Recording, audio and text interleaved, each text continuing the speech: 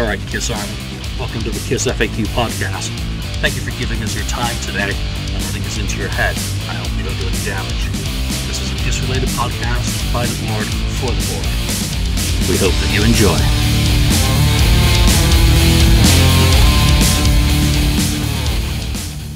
Episode 83 of the KissFAQ podcast. I'm your host today, Julian Gill, admin on the KissFAQ message board, and joining me, it seems to be the usual gang here, guys. Ken, 69th Blizzard, Lonnie, St. Louis Kiss, and Marcus Almighty. Mark, thank you all for being here again. And everyone out there, thank you for listening to the episode. The last episode, there's been some good feedback, and if I go off kilter today, Lonnie, catch me when I fall, because I am one sick dog today. So we will see how this goes. I'll take over if needed. Yeah. Any current affair topics that anyone wants to raise before we get going with today's show? Is anything interesting happening?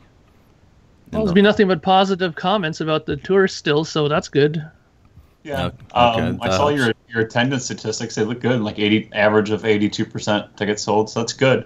Yeah, they're pulling in a decent number. It's even nicer that we've had some box scores, because those have been kind of hidden from view the last few tours. So we've had very few officially released statistics, and I think we've got them for 9 shows out of the tour so far. So, and also that you also posted that we got the first actual audio clips from the show on the Monster site there. Oh yeah, that's right. For those of you who like to collect audio, a complete show, not a YouTube video, has surfaced, and I think it's Independence, Missouri. Can't remember what day that is. I think the 20th, and it's the full show. It's pretty decent quality. You can find it. If you've got 10 cents, and it's online. I'm not gonna tell you explicitly where to get it, but it's online, and if you use Google, you can probably figure it out and go and listen to the whole show. So then you're not an armchair quarterback anymore, judging the quality of the tour off a YouTube video. You're an armchair quarterback judging it off a audience recording. That soundboard. Oh, yeah, what's the difference? So, so that's a good one. Anything else? No, nothing. I can't think of a thing. So let's jump into today's topic, and this was suggested to us by our friend Joel, who'll be back on the show soon, I hope. And it is line up the first 3 albums against the second group of 3 albums. So essentially the originals versus the originals 2. Which set of 3 albums is stronger? Now, that's all he gave us to go with. We didn't really talk about, do we judge these just on the music? Do we judge it just on the album covers? Or Ken's prepared? I judged spreadsheet it. Going, I wrote, yeah, it's kind of like a makeshift spreadsheet. There you go. Basically, I actually thought about using Excel, but I was like, that's a little extreme. But basically what I did is, it's kind of rudimentary, but I listed the albums out in their own groups, the first 3, and then the Destroyer, Rock and Roll Over, Love Gun, the second 3. And I rated it on simple things like this. First of all, the covers, just the cover of the album, that sort of thing. Then I rated it on songs that are on the album, overall songs. And then the third rating was production of the album. So those are the 3 I used, and I think it came about right for me. So cool. That's all how right. I do it. So today's there you go. There's our criteria. Ken's going to host the show as well. So, all right, Ken. Hey, why don't you take us away on your first metric there? Okay, let's go to the first metric. So the first metric I have is the cover, album cover, presentation. So I gave those either a 1, 2, or 3. 3 being the highest. Hold on a second while I open Excel. I better keep track of this. Yeah, so 3 being the highest. So the first 3, here's my ratings on the first 3. For the first album, Kiss, I gave the cover a 2. So it's middle, right? And that's because I thought it, could have been better. I would have liked to see them in full outfits and so on the cover. The second one, Hotter Than Hell, I rated that a 3. I think it's just a great cover, classic cover. I love the Japanese stuff going on there too, and it's just kind of wild. Even the back cover, it's like, what's going on? Party time back there. So that one I like a lot. And then Dress to Kill, I gave that a 1 because it's kind of classic. They're in suits, yeah, they're on the corner.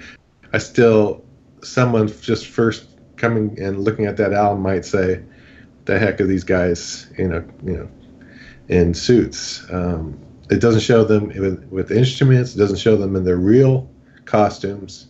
Even the back is just a reverse exposure. So that's why it got a 1 for me. As the second group of albums, Destroyer, Rock and Roll Over Love Gun, I gave Destroyer a 3. That's the top, right? The top number. Rock and Roll Over, I gave a 3. I love that album cover too. And I gave Love Gun a 3. So they all got 3s for me. I love all those covers. I don't think there's anything really bad about them at all. I can't say anything bad about those. So those are my, ratings for those. So far, at least in my rankings, as far as the cover goes, we got 6 points, right, for the first trinity of albums, and then the second group, 9. So it's 9-6. All right. Now. So the Originals 2 takes the lead, and that's on the pure covers for you. Lonnie, what about you? For cover-wise? Yeah, and you're going to have to make this up a lot as you go. Yeah, I'm just doing this off the cuff, so that makes it more exciting anyway. So, the original album, I'm gonna pull up Excel here while I'm doing this, actually. Original album, I'm gonna give it a 2 because it is good, but it doesn't have that iconic feel that the others do. Hotter Than Hell, I'm gonna give a 1 because I really don't like that cover. I think that we've talked about it before when we've talked covers on the show, that the black and white photo on there just doesn't do the band justice. I think Kiss is such a visual band that putting them in black and white does not do the band justice because they're so visually exciting. That's one of the coolest things about Kiss. So I'm going to give that a 1. And then Dress to Kill. We've talked about this before too. And we've talked covers that I always thought that Dress to Kill, like the back should have been like them going into that telephone booth and and coming out like the Superman type thing. So I'm going to give that. But it is cool though. I mean, I do like the idea in that, and it's such a landmark cover with Kiss fans. Kiss fans just identify to it. So I'm going to give that a 2 also. But even though it's black and white. Huh? Even though it's black and white, I'm contradicting myself as I'm going. Thanks, Ken.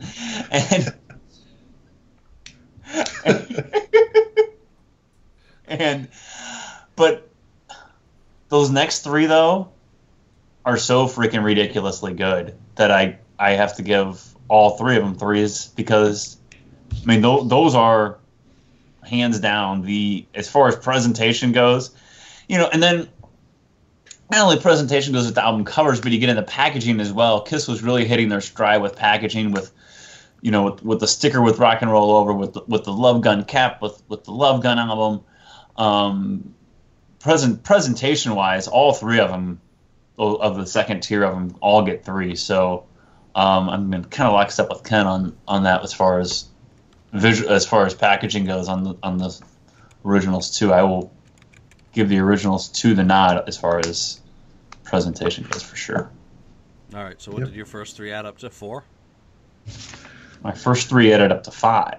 Okay. Yeah, he had. Because I contradicted myself on the black and white. I totally had to open up Excel here, Yeah, his first 3 adds 5, and then he's a 9 for the second 3, like me. Yeah. All right, Mark. On a Nigel scale of 11, to throw a spanner in the works. Okay, hang on one second. I'm just about ready here. because I'm doing it sort of a presentation style. The Jeopardy music right now. Okay. All right. Just about ready. Here we go. Okay, so for this album, which is the first album, of course, I gave that a 2. Mainly because, like we've all kind of mentioned, it is sort of an iconic cover in the sense that anybody who sees that album cover right away knows who that is. I mean, that was the introduction to the band. Yes, it could have been better. It is very Beatlesque, but it's not the worst cover in the world, but it's also not the strongest one. So I kind of put it at 2. To be honest with you, I was borderline at giving it a 1 actually, but I'm feeling in a good mood today. I think that crate digging put me in a good mood today. So I'm gonna stick with that. The next record, which is Hotter Than Hell, I gave that a 2 as well. Now, that record to me, I have issues with on many different scales, and I'm sure that we'll discuss it as we discuss some of the other criteria that Ken will bring up in his flow chart there for us to discuss. But I think that it's better to me on some scales than the first one, but in other ways not so much. So I kind of gave that, like I gave that a 2 as well. So those two kind of stick with me sort of on the same scale as far as, impact to me. Now, the third record, which we all know is The Mighty Dressed to Kill, I gave that one a 3. Now, to me, this one is where I kind of got the feeling that they started hitting their stride a bit more, where the covers were a little bit more thought out. I mean, title to picture, it's, it has a little bit more relation to it. I mean, I don't know what Hotter Than Hell has to do with the picture that they had for the second record. It's just them there in black and white. I don't know what that has to do with Hotter Than Hell.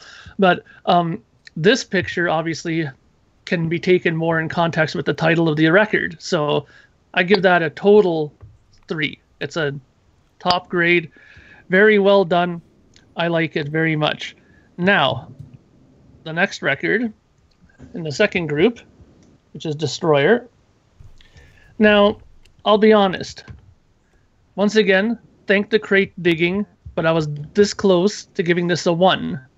Because, I'll be honest with you, this is one record that if I don't hear it spun again, it won't bother me in the slightest. I'm so burnt out on this record.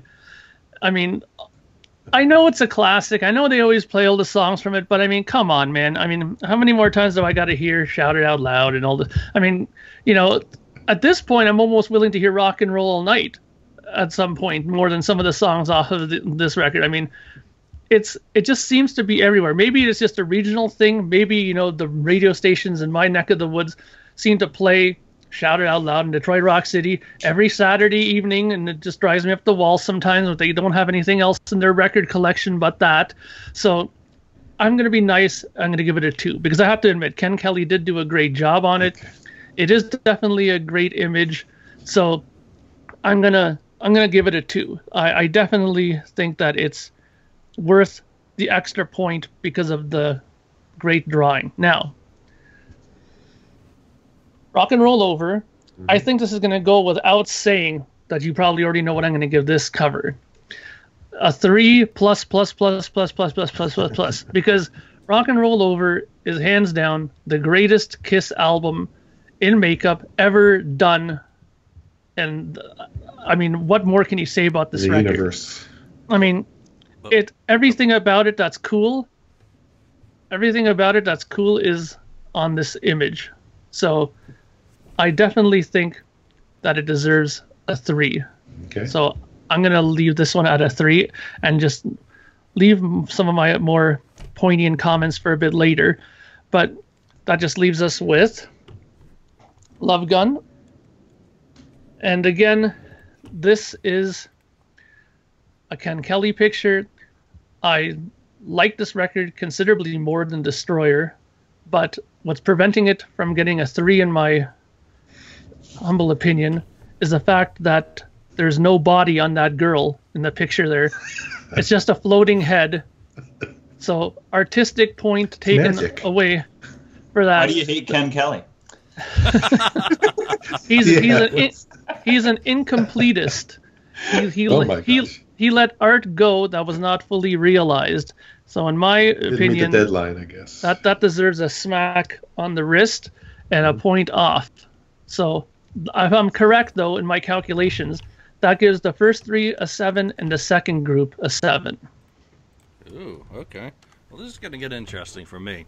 The first album cover I love. It's Meet the Beatles all over again, even though Peter Criss's makeup is atrocious. But it's just so endearing now, being the first. It's your first kiss. It's your first everything with the band. It's a 3 for me. Simple as that. 3 through and through, just because it's the first and it looks cool and it's everything that the band wanted to be as an analog kind of the Beatles model. So, Hotter Than Hell is, I love it, but it feels dated to me now. I have no problem with the picture. I love the design. I love the colors.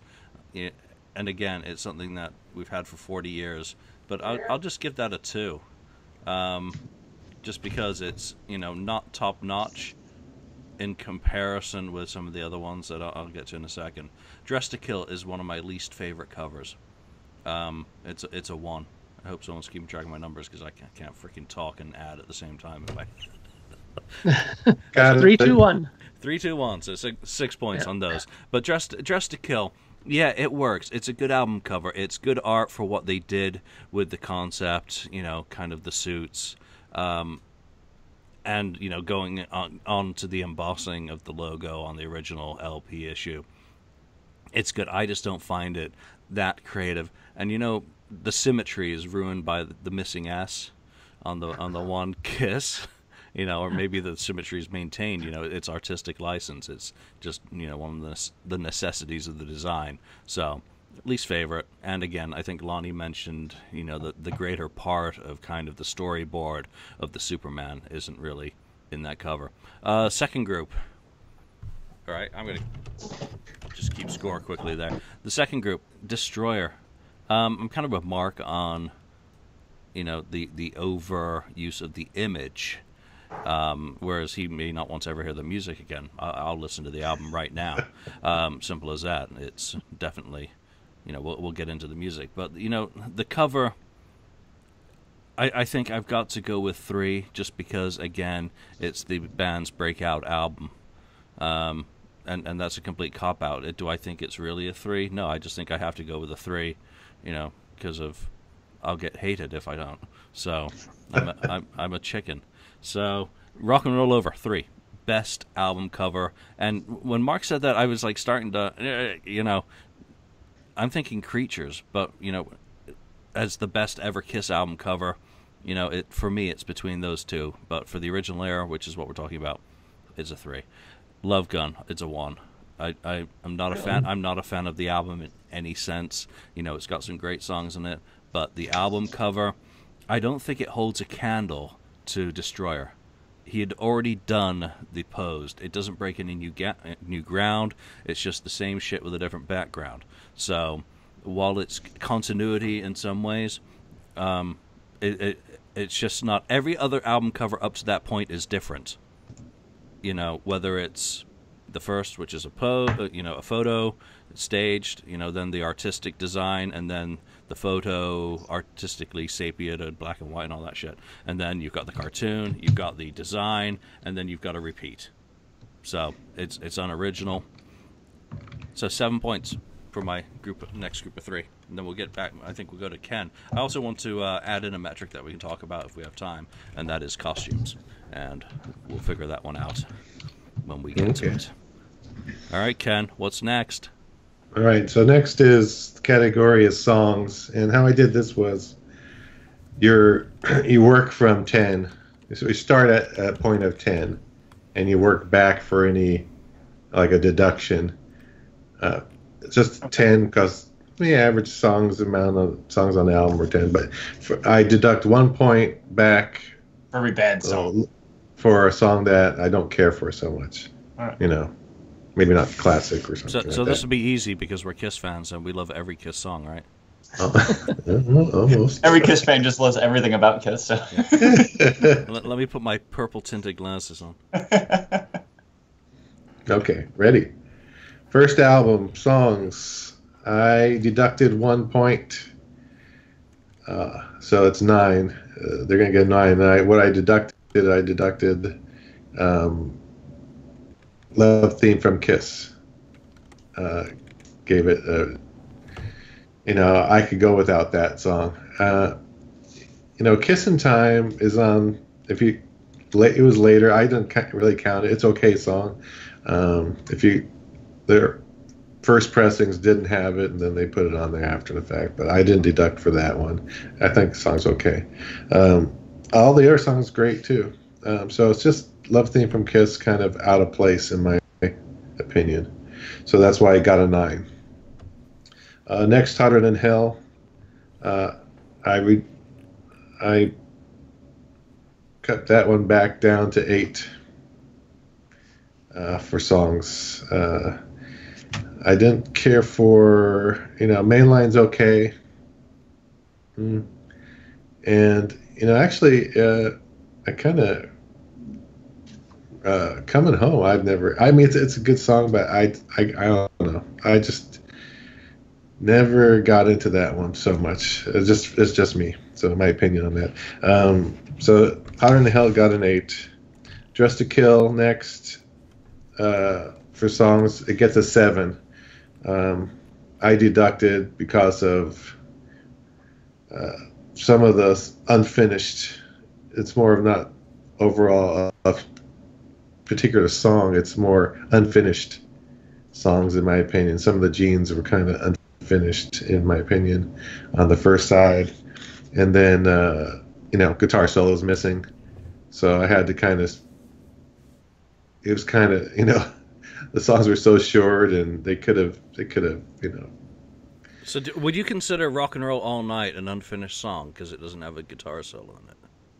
Well, to a degree, yeah. But I didn't cut back for that one because that was just too classic. I mean, there's other areas on the album where they're missing some guitar. So that gets a 7. Next, Destroyer. That gets a 7 also. Wow.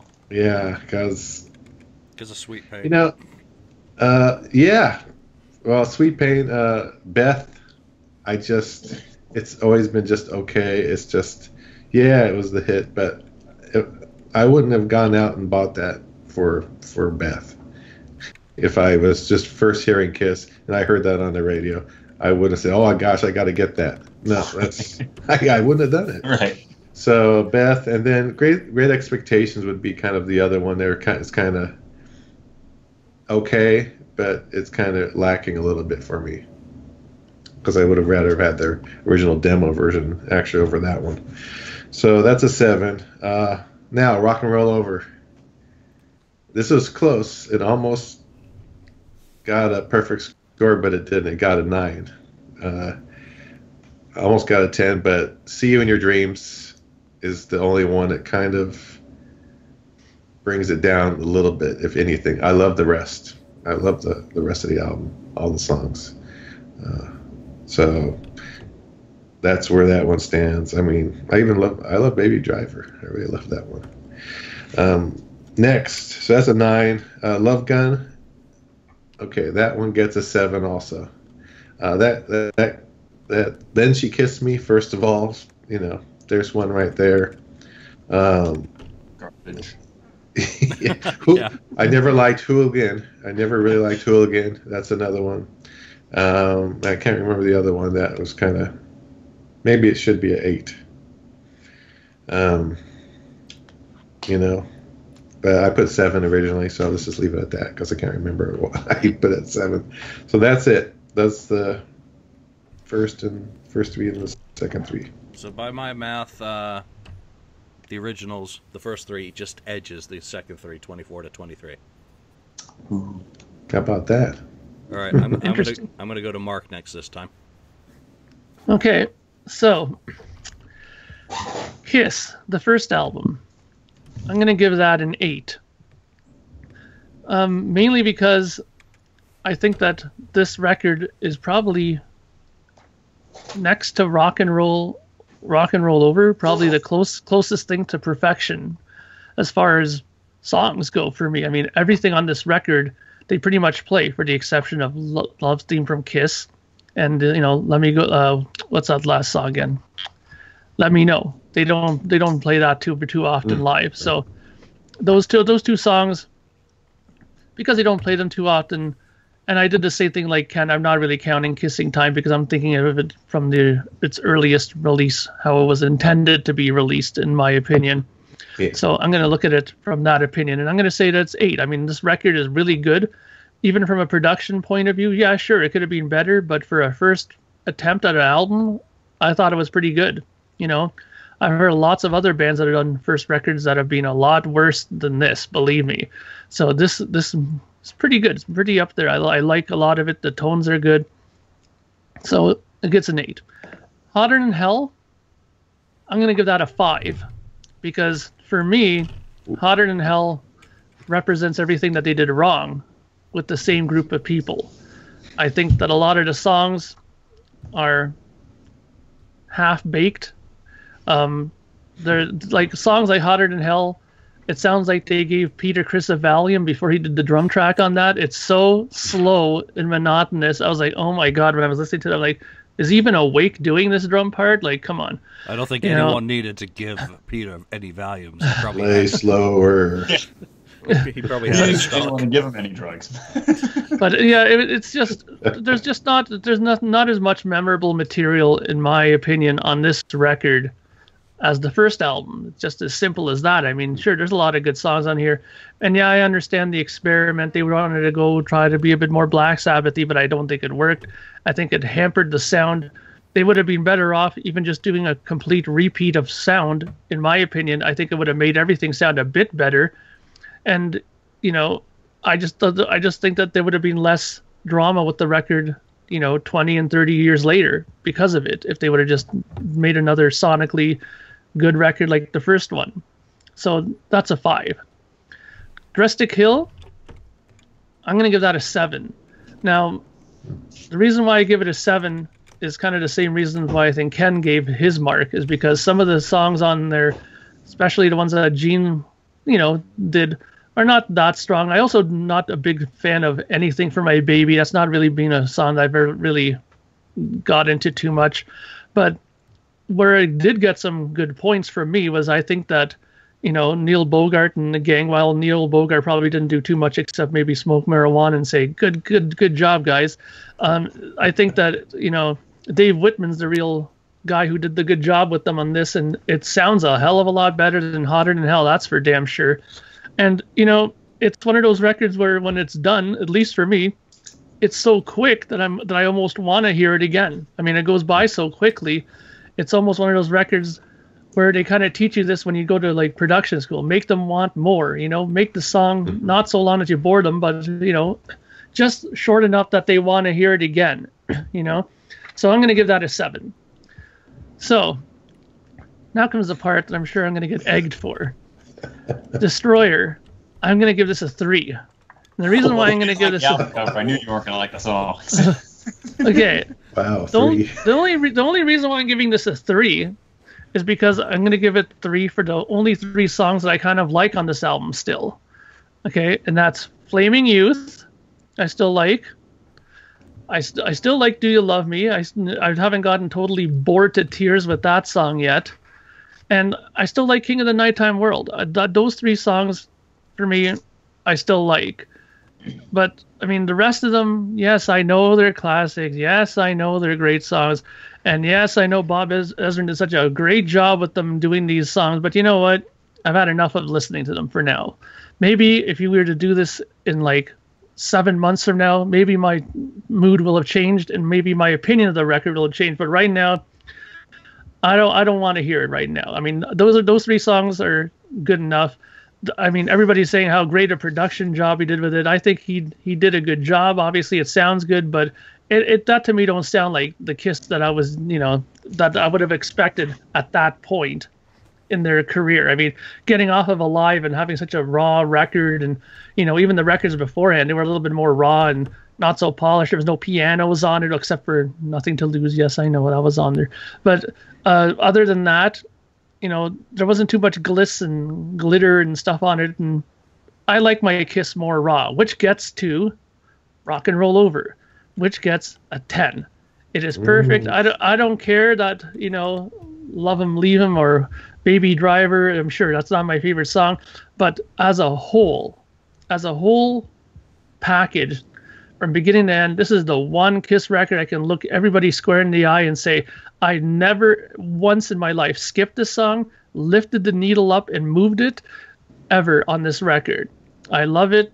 I was in Portugal. I'm sure I told you guys this story before when I was in the Azore Islands playing, and this is the only record apart from Deep Purple's Made in Japan that was available to listen to, and I listened to this record until they probably got so sick of it in that house. But I wasn't sick of it. I loved it. I can still listen to it now. I can go downstairs and put it on and let it run and run and run, and I'll not get sick of it. I love it. Great album. So that leaves me with Love Gun. Now, I'm going to give that a 7. It's definitely nowhere near as good as Rock and Roll Over, but now listen to me when I say this, everybody out there. Right now, I think this album smokes Destroyer. Okay? I've not gotten as burnt out on it. I still find something new and kind of, every time I listen to it, go, something kind of jumps out at it just because it hasn't been overplayed to death. At least not on my stereo, not at least on radio here in my area. And I still find something to love about it still. Yes, there are bad songs on it, Then She Kissed Me. I mean, why that's on there, we went through this 100 times, I have no idea. But, apart from that, the rest of the songs are listenable. There's some really good songs on there. Love Gun's great. I Stole Your Love is fantastic. Even some of the Gene songs are bearable, I mean, they're not as bad as some of the songs that you get from Gene in the 80s. Let's face it, people. Okay? So I got to say that for me, this is a 7. So interestingly enough, when I do my math, this is a 20 and a 20 from both groups of 3.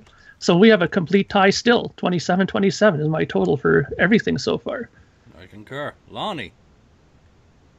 All right. Set us straight, man. Tell us how it is.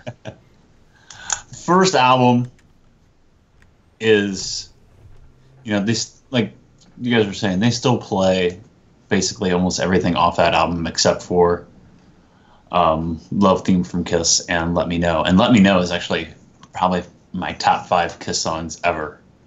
So I'm going to give the first album a 9.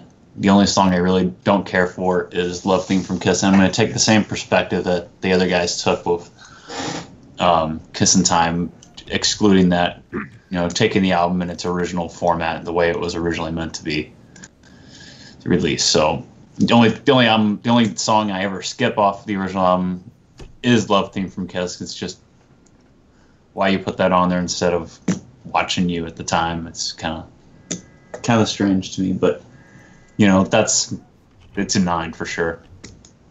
Second album, Hotter Than Hell. I can take or leave a few songs on there. Mainly Going Blind. I was never a big fan of Going Blind until MTV Unplugged came out. And I thought they just gave that song new life that it was just missing on Hotter Than Hell.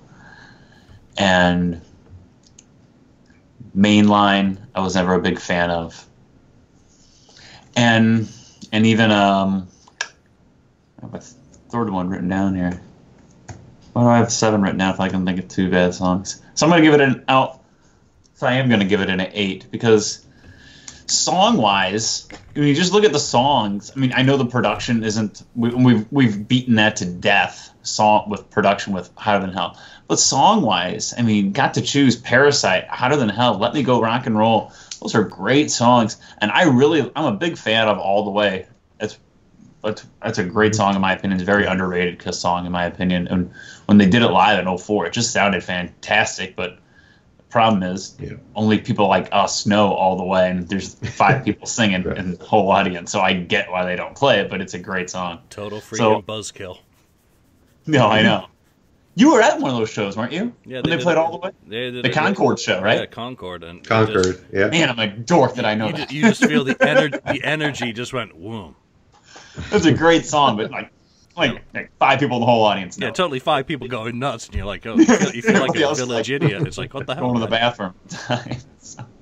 So I'm going to give Hotter Than Hell an 8. I had written down a 7, but I'm going to go an 8 on that, because I really, song-wise, it's great. Production-wise, no, it's not.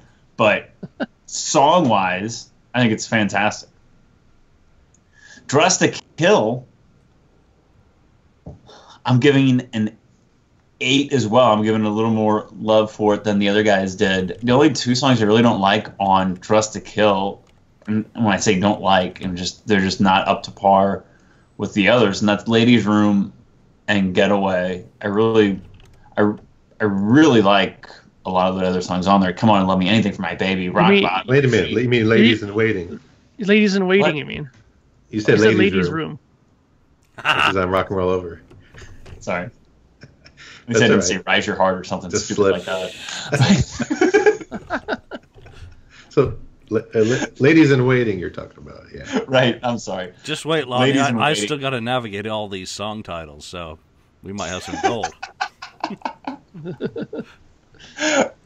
Oh, it wouldn't be fun if we didn't give each other trouble. So, yeah, I'm going to give Dress to Kill an 8 because I really like. This is the first 3 Kiss albums. It's hard. It's hard for me to criticize. It's hard for me to criticize these songs on these albums because these are the albums that make people Kiss fans, or these original albums by the original band. So for me, it's really hard for me to start criticizing the songs on these albums because these are the songs that make me a Kiss fan anyway. So I'm going to give Dress to Kill an 8. The only songs I not like are Ladies in Waiting and Getaway. It's only 2 I'm taking points off for. So moving on to Destroyer, I'm not going to give Destroyer a 3, and I'm going to give Destroyer a lot of love. I'm going to give Destroyer a 9. So I'm going to totally contradict what Mark was saying. I think there's a reason, just like the original album, there's a reason why they play a lot of these songs still. The reunion tour, they played 6 songs off of Destroyer, and there's 9 songs on the album. And there's a reason why. It's because they recorded the album that they needed to record at the time to move them forward and not just be a one-album wonder band with a live.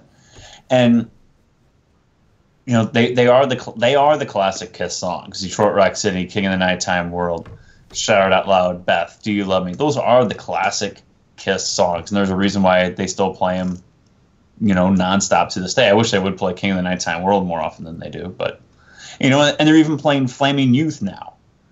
The only one I knocked it for was Sweet Pain, and we've gotten into that before. So, I think Destroyer is just song for song what Kiss is all about, and are they overplayed? Sure. Detroit Rock City, how many, if they're going to do a national TV appearance, more than likely we're going to hear Rock and Roll All Night or Detroit Rock City or Shout It Out Loud. Are they overplayed? Sure. But they're the songs that make Kiss the classic band that they are today, and what make Kiss still be touring in 2016 is because of songs like these off Destroyer. So I would give Destroyer a 9.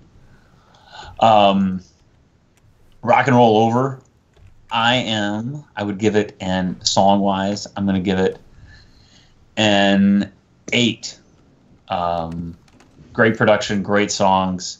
The only ones I would take off, would knock it for are Baby Driver. I'd never really got into that as much.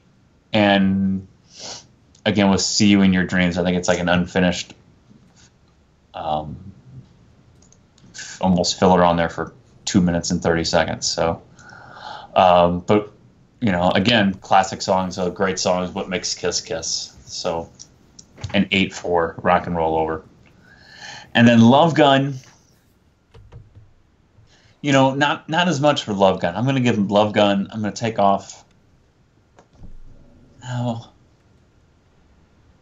I'm going to give Love Gun an 8 also, because the only songs I really don't like off Love Gun are Then She Kissed Me and Tomorrow and Tonight. I think it's just filler. It's just kind of crap. I think they were running out of ideas doing these 2 albums a year type stuff, and I think Tomorrow and Tonight is a good example of that. But, you know, at the same time, you still have I Stole Your Love and Love Gun and Shock Me and Christine 16. Just, again, songs that make Kiss and make them have the longevity that they've had. So, you know, I've given all the albums very high marks, because it's hard for me to criticize these songs, because they're the songs that they still sound fresh to me to this day, even though I've heard them all a million times, and they're what makes Kiss the entity that they've become. So that's my rank. It's a tie for you. 25-25. Look at that. All right, I'll run through mine quickly. The first album, you know, I was going to be King Contrary Man and say, well, I'm going to include Kissing Time because that's the only version of the album I ever listened to. You know, I wasn't there in 1974, and I never heard the NB9001 version. Be your own man, Julian. But no, to be a sheep and to follow the rest of the crowd, I will not include it. It's not going to really affect me, because just like everyone else, the only thing I can get rid of off that album and not really care for is Love Theme Kiss, and that almost feels like a cop out. You know, it's some little instrumental waffle. So, you know, 9, I'm giving it a 9. Simple as that. It's your first kiss again. I've said that several times. Hotter Than Hell. You know, I think the songs are there. There's only one song that I really, really do not like on this album, and it is Mainline. And, you know, I'm giving Hotter Than Hell an 8 out of 10. The other points being lost simply because of sludgy production. Right. The rest of the songs, I wouldn't delete any of them from my playlist. I wouldn't even delete Mainline. It's the one that sticks out to me. And you know what? Like any Kiss fan, like anyone with an opinion, you ask me tomorrow, I might give you a different song, because, you know, shit. I don't need to be consistent. It's what my mood is. You know, there's very few things that are going to be the same from day to day. Dressed to Kill. You know, it's painful to say this, but it's a 6 for me. You know, there are some of my all-time favorite Kiss songs, which will not change from day to day. Come On and Love Me is always going to be near the top for me. It is one of my all-time fucking favorite Kiss songs, always will be. But then you've got some really fucking fluff. Like, Anything for My Baby, to me, is just pure fluff. It's a Paul Stanley throwaway. You know, it's got a good melody, it's musically good, it's a sound song. It's just a throwaway. It's exactly representative of, you know, the circumstances under which the album was written. Fast, you know, here's a song. You know, and it just doesn't have anything there. There's just nothing. It's empty. I also do not like Ladies in Waiting. And again, because of the lack of completeness of these songs, the arrangements all feel a little bit, you know, unfinished. The lack of solos. That's why I give it a 6. You know, it's got some fantastic songs on it, without a doubt. Obviously, you know, Love Her All I Can and Rock and Roll All Night and She and Room Service. I mean, come on, you know, what a great catalog it is. But just for those few minor points, it's a 6. Getting into Destroyer, you know, that's a little bit more difficult. It's, you know, like the seminal Kiss album, but it's not quite perfect. 8 out of 10. You know, I think Sweet Pain is simply, you know, the 2 points off those, what are in essence, I think, 9 songs total. I don't have a problem with Beth. I don't have a problem with Great Expectations. I love everything. I can listen to Detroit Rock City, except the newscast intro gets on my nerves, you know. But the song itself is just fantastic, always will be, and the number 2 punch of King of the Nighttime World. So, you know, I'm just taking 2 points off because of Sweet Pain being really, again, another sore thumb on the album. -2 for Sweet Pain. -2 for Sweet Pain. Sorry, Gene. Rock and Roll Over. It's a 10. It's a Nadia Comaneci of you know, music. It's a perfect 10. It, you know, even with that one song, again, Gene, that is slightly unfinished. It's just so well balanced, the album. The sonics, it's finally kind of the perfection. The songs are well arranged. They're very nicely done. They're not overdone. So, 10 out of 10. Give me Rock and Roll Over as my Desert Island disc. Love Gun. Oh, dear Lord. 6. It's just one of those albums. Again, it's Eddie Kramer playing the role of Ron Nevison and over polishing it. It's like the bastard child of Rock and Roll Over and Destroyer trying to take the production of Ezra and polish it up, or Dress to Kill for that matter, which is a highly polished album in a different sense, and kind of neutering it. But it's got some fantastic songs. I mean, I Stole Your Love, again, that's right at the top of my personal catalog of favorite songs. And then you've got shit like Almost Human, which to me, Really? I like that song. yeah, I do too. I like it, but it's just contrived. And yeah, we're talking about Kiss, and you really shouldn't use words like contrived. It's just like God of Thunder's poor cousin It. Yeah.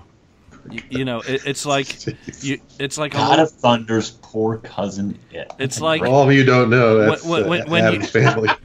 when you think of Hating ourselves. when you think of mouthy bassists, you have Gene Simmons as the golden standard, and then you have Nikki Sixx as the knot. So that's God of Thunder versus Almost Human for me. Then She Kissed Me. Interesting comparison as well.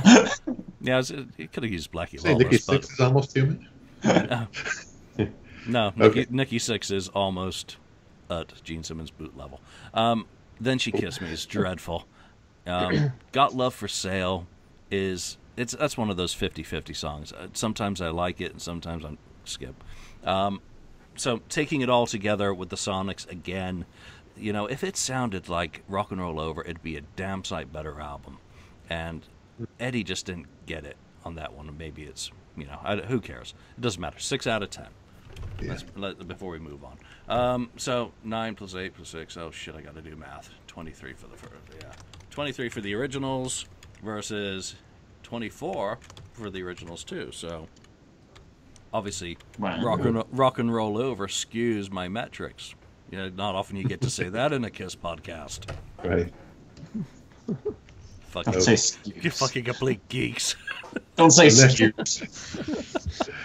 All right, Ken. What is next- number Well, 3? the next number 3 is production, Ooh, which is kind of touching the songs anyway, but overall production of the album, and again, it's between 1, 2, or 3. 3 being the highest. So, first album, Kiss, I gave it for production. I gave it a 2.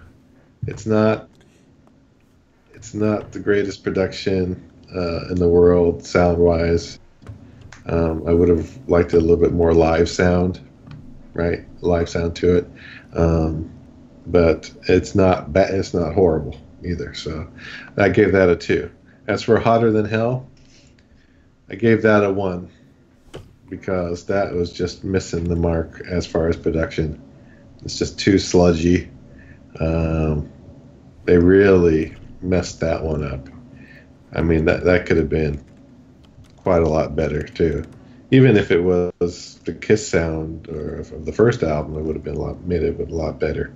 So I gave that a 1. Dress to Kill, I gave it a 2.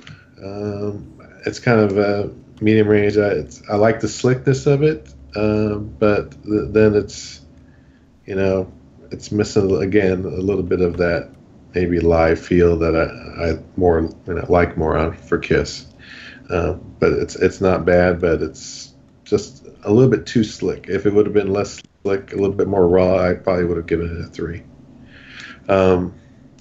So the second group of albums, the originals 2 sets, Destroyer, that one I give a 2 for production. Also because while I like Bob Ezrin's things he did with it and the songs, and he obviously did a great job with it, I still prefer a more harder, raw sound again than what was on that. It's a little too slick for me. It's not, it's not a bad thing, but it's just middle of the road. Not bad, not great. Rock and Roll Over. Here we go with Eddie Kramer. Give that a 3. That's a 3. That's just top notch. The greatest idea of going into a theater and recording it there in a live kind of format. I think that's just a great idea, and he just got the sound right on it, on everything. Each instrument, just perfect.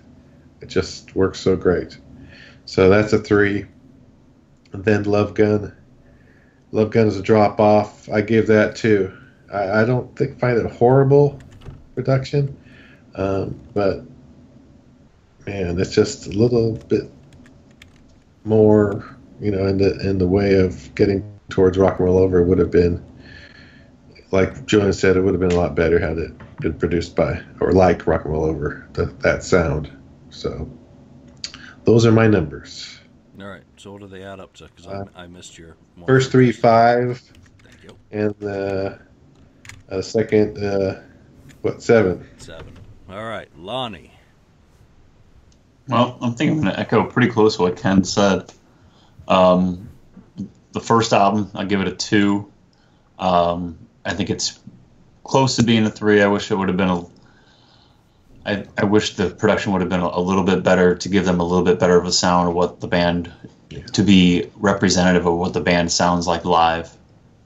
I don't think it's quite what it should be, but it is good. But it's just, I would have liked it a little bit better if they could have captured that live sound a little better. Hotter Than Hell. I mean, I give it a 1. I mean, I don't think anybody's going to give it really high marks as far as production goes, because we've been through this multiple times. But Hotter Than Hell's production is just, represents everything that they got wrong. It's like what they could get wrong, they did get wrong, and production-wise on that album. So I give that a 1. Dress to Kill, again, is a little bit better. Not great production-wise, but I'm going to give it a 2. It kind of just misses it like the first album does. Although it sounds a lot different than the first album, but like Ken said, it's almost maybe a little too slick the way they produced that. So that's a 5 for the first 3.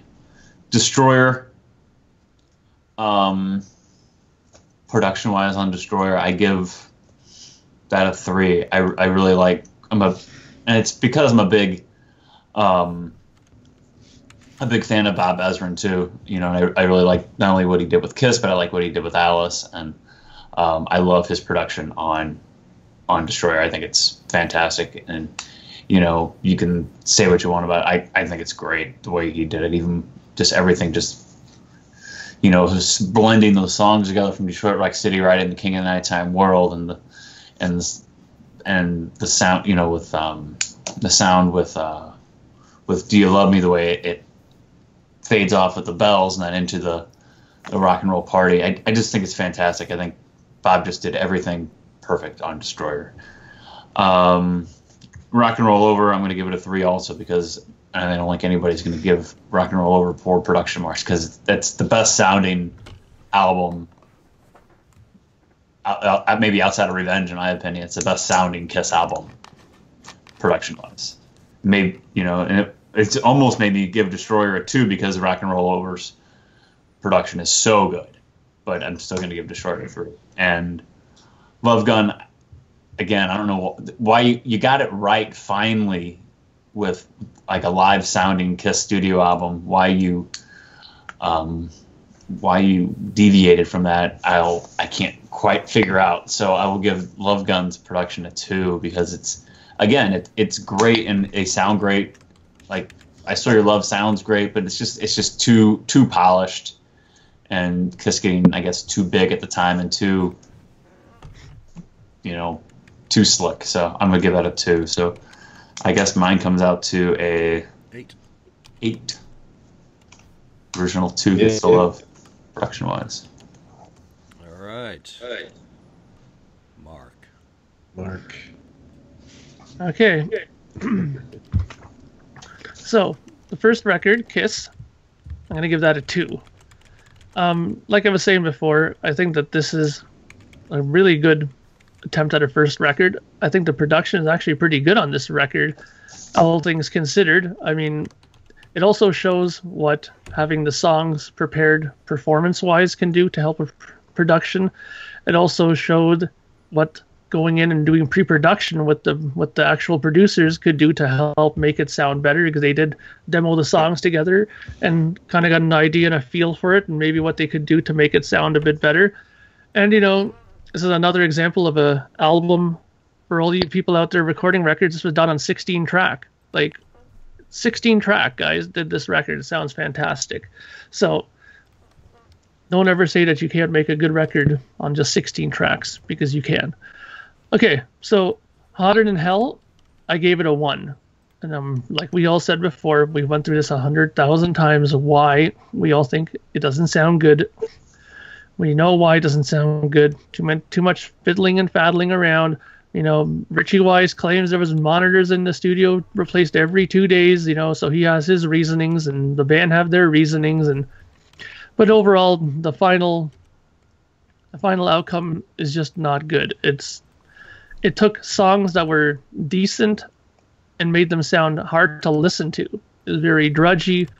I mean, no matter what kind of copies I've gotten it, whether on, you know, this vinyl or that vinyl, even some of my CD copies, I haven't really gotten a decent sounding version of this album. Maybe one of the 97 remasters I have, it sounds better, but not much. So I'm going to give that a 1. Dressed to Kill, in comparison to the first 2 albums, it's a breath of fresh air to my ears. So I'm going to give it 3, because I think that they did a lot of great things on this record too. They introduced acoustic guitars nicely into it. Songs like Come On and Love Me have acoustic guitars nicely laid underneath to give the guitars a bit more dynamics. The drum sound, I think, was better. I think Dave Whitman kind of gave it a bit more of a roomier sound a little bit in certain spots. There's some spots where he also made it a little bit more dry and close, which I thought was good. So he tried different things with the band sound, and I think it worked. Overall, the main thing is I just think it's a hell of a lot more clear, and it's a lot more, I don't know, it's how to put this, but it plays out better on more stereo systems than the other albums. I think I can put it on a small ghetto blaster, it sounds good. I can put it on a huge stereo system, it sounds good. I can hear these songs in club situations or concerts, and it sounds good. So they did a good job with this album. I think that it really took a bad production job like Hotter Than Hell and said, you know what, we can still make a record that sounds good, and Dressed to Kill was that record. Now, again, I gotta pull out my shield because I'm gonna see the tomatoes on this one. Destroyer, I give it a 1. Why do I give it a 1? Because I think that this album kind of represents all the things I don't want them to do on a Kiss album. Like I said before, this is Kiss. This is not Pink Floyd, you know. I mean, with all this kind of extra stuff, pianos and string orchestras, and, you know, I mean, I don't want to hear an oboe on a friggin' Kiss record. Come on. I mean, I don't want to hear, you know, like violins. And come on. Like, I want to hear screaming guitars, loud drums. And I mean, even the drums on this record, they sound decent, but they're just drowned in verb. Okay. This album is very polished. It is Bob Ezrin's signature. I do understand. I know how he works. I have a lot of his records. I've even met the man a few times personally, and I've actually told him once that I didn't think Destroyer was as good as everybody else thought it was, but he was kind of surprised to hear that. But the whole thing is that I just think that I understand they wanted to bring the band up a step, but I think he tried to turn them into something that they didn't need to be turned into. And I think the band felt that way because they got very scared, and hence why we got the masterpiece of all time, Rock and Roll Over, very quickly afterwards, because even they knew that it was something that was maybe a little bit too far off in left field. So for Rock and Roll Over, I think that goes without saying. I'm going to give that a 3. Everything about this is how you should make a Kiss record. Big open space, lots of microphones everywhere. big party kind of atmosphere, having a good time in there. There's all kinds of stories about Peter Criss having shenanigans going on and this and that and lots of fun going on. So that kind of an attitude and kind of, vibe can translate onto a record as far as a good performance. And I think Kramer had something to prove. He was doing a record after Bob Ezrin, so I'm sure the pressure was kind of on to, for him in the one sense within the producers world. I'm sure all the producers in their, when they go for their cigar in their cigar club there, they all go, I wonder what Kramer's going to do with the next Kiss record. You think it's going to be as good as Ezrin's, So we'll see. We see in this that he probably really wanted to step up and show even Bob Ezrin that he could do a really good Kiss record. And I think he hit the nail squarely on the head. So that brings us to Love Gun, which I think I agree with you guys, because I give this a 2, that this is a step back from Rock and Roll Over. But I think the reasonings for why it happened are mainly because I think at this point, Paul and Gene kind of had their heads already inflating a little bit and kind of saying, I want to take care of the production on my song. So I think kind of Paul took over the reins a little bit on his songs. I think that really the only thing he had major input on was Ace's and Peter's songs, I think, in comparison to the rest of them. I mean, I think that that's really where he had more input, because, Ace said lots of times that Kramer helped him a lot with sounds and getting good sounds for his solos and stuff like that. So I can see him working more with those guys than with Gene and Paul at that point. And I think maybe because of that, there's a little bit of, to me, it sounds a little bit too polished. Maybe those guys wanted to go back a little bit more in that direction, but I just think that he let go of the reins a little bit. I think that's what's wrong with this record. If he would have took full control of it again, I think we would have got just as good a sounding record as Rock and Roll Over. Interesting perspectives as always. It's always good to hear a working musician give an input on that most of the rest of us can't kind of like see it or hear it through your ears, Mark. So good stuff as always. Okay, here we go. I don't think I'm necessarily going to piss anyone off, so I'm just going to have to try harder. Kiss. Kiss is a 3. It's perfect. And a lot of this has to do with the way I listen to music. Obviously we all have different ears, and we all kind of process music differently. I've always played my music with, the treble and the bass kind of turned up, going back to my boombox. So a lot of the negative things about maybe what we might consider the subpar production or the less than perfect have always, for me, been automatically married out by the way I listen to stuff. So, that album has always sounded, pretty damn good to me. And I think, straight out of the, of the gate, what Kerner and Wise did was, they captured Kiss pretty bloody well. So, again, it goes back to my whole thing. I kind of said it on every single time I've spoken about the first album, that, it's the first Kiss, it's the first attempt. It's a pretty damn good one. So, 3. Hotter Than Hell, it's a 0. It's there is no production. What production? It doesn't work. It's 0. It's an experiment that did not work, and I think a lot of that material would be, it's so good as it is. Even with that piss poor, effort, whatever the circumstances, whatever the intentions, I don't care. I'm a layman. I'm just saying it's, from my perspective, my opinion. I don't care if I'm completely wrong. It's, it's not factual. Doesn't work. If that stuff sounded like the stuff on the first album, it would be stellar. Dressed to Kill, it's a 1. Again, it's a step back from Kiss, and I know there are parallels between the first album, Dressed to Kill, Love Gun, in terms of sonics, but it's flat. It's missing texture. It's missing, nuances. It's ho-hum, and the material doesn't help it, except the good material, which really does. So, 4 points for the first 3 albums for me. And Destroyer. I never really totally appreciated the sound of that album and Bob's work until I heard Resurrected. And then it really made it very obvious how brilliant Destroyer really was as a Bob Ezrin production of Kiss, but it's not Kiss. And for that reason, it's a 2. It's a fantastic piece of work. It's absolutely brilliant in all the technical aspects that one could analyze it. But again, it's just not Kiss. I think for me, his contributions to the band are more in the performance that he coaxed out of them rather than the overall sound of the album. Rock and Roll Over, again, perfection. 3 points easily. For everything Mark said, I won't repeat it. It's as simple as that. Love Gun for me is a 1, and for the same reason I kind of bagged on Dress to Kill, that after you kind of have Destroyer and you've got the perfection of Rock and Roll Over, you just go back to a ho-hum production, and for exactly the same reasons again. That Mark stated that probably each of them was sticking their oar in too much. Subpar. It's again, it's like the like I say with Crazy Nights. If you hear the demos, you hear the tough, the ballsy, and the character coming through. It's the same with Love Gun. If it had some aggression, if it had some balls, all that stuff would be better for me personally. Now, people may disagree. All right, let me add 6 points. So I obviously favor the originals too.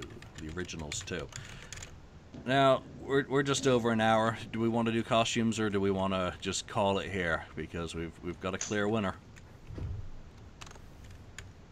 Lonnie, I think costumes are going to make the originals 2 even more of a clear winner. So you're assuming that the originals 2 are the clear winner. I'm assuming the originals 2 is a clear winner. Now, have you been surreptitiously using Excel while we've been doing this? I've not. I got lazy. Perfectly honest with you. All right. I don't think there's any point doing the costumes because they're pretty much just gonna. I think everybody's gonna say that the costumes for everybody likes the Destroyer look, and the Love Gun look is great too. And I think that the costumes were primitive, getting started, and they were hitting their stride as they went on. Then I think then the costumes kind of go downhill after Love Gun, but I think the costumes were really at their peak during the original 2 era. I don't think anybody's going to disagree with that. And then you also got the slight problem that the Hotter Than Hell costumes were essentially used midway through the Kiss tour, and the costumes for Destroyer were essentially used through Rock and Roll Over, blah. There's only 2 yes, sets there were slight changes between all of them, and someone's probably writing a book on that. Okay, let's go through the tallies. So for Ken favors the originals 2, the second set of 3 studio albums, 39-35 over the first trilogy. Lonnie favors the second group over the first, 42-35. Mark, he was just on the fence each one of these, 33-33. He loves them all. I do have actually a distinct winner on it. Destroyer, of course. Actually, I'll tell you what tiebreaker. Yeah, because what I ended up doing was this. Originally, when we were talking about this, I thought about how was I going to do it. So this is how I deducted how the winner was. I took what was to me the strongest record, which is Rock and Roll Over. Now, to me, the worst record ever is Destroyer, so I took that off. I didn't even include this in there. So I took Kiss, the first album, Dress to Kill, versus Rock and Roll Over. Which of those are the strongest? Rock and Roll Over beats that. Now, could Hotter Than Hell beat Love Gun? I said no, there's no way in hell. So therefore, the second group to me will be the stronger group than the first group. Okay. All right. And even with your hatred for Destroyer, it's still a stronger. Hey, when you told Bob Ezrin that you weren't a big fan of that and you didn't think it was the right production for a Kiss album, did he kick you in the shin and squirt water in your face, or how did he respond? Did he just say, well, okay? You know what he said, actually? He said, he goes, and he kind of smiled, and he was like doing one of these things where he was signing somebody's record like this, he was like, and I said it, and he kind of smirked, and he goes, well, you're not the first one who's told me that. And he just kind of looked at me, and I said, well, I'm not saying I'm not saying it's bad. It's just, I just like the more raw sounding stuff. And he goes, yeah, he heard a lot of that kind of commentary at that time when it came out, right? Even from management himself, he said that he had a lot of like distressed phone calls about it from Kiss management, even that I don't know if this is the right direction. Did we do the right thing, kind of thing? So it's interesting to hear that from him too, right? Yeah, and that's very clearly written in, James Campion's book on it, that, essentially Gene and Paul were having kittens. Holy shit, what have we done? So, Bob's a big boy. He can take criticism. Yeah. So, and he doesn't care. He's done the work. It's his soundtrack. Okay, and me, I favored the second batch over the first, oddly. With all that love I have got for the first album, the other two in that first group of three kind of bring it down, whereas the strengths of both Destroyer and Rock and Roll Over offset my derision towards Love Gun. So, there we have it. Overall, 151 points to 136, as Lonnie did indeed say. The clear winner is the second group of three albums for us.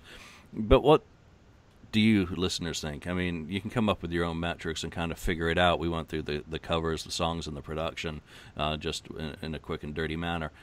Which batch of three albums, originals 1 or the originals 2, do you prefer, and why? Why don't you come on the board, check out the thread on this, or Facebook on the posting, or even on the YouTube video, and give us your opinion, and then let us know how we got it completely wrong and aren't real Kiss fans. So, of course. No, we appreciate you listening, and we do enjoy your opinions, so do please share those with us. So, that is it. Ken, Lonnie, Mark, thank you very much, and Joel, thank you for the topic, and we shall see you next week. Thank you for spending time listening to the KissFAQ podcast today. All sales are final, there are no refunds. If you'd like, look us up on Facebook or come over to the KissFAQ message board and discuss the topic we broadcast today. Don't forget to rate us on iTunes, Spreaker, or wherever you've listened to the show. We hope you'll join us again.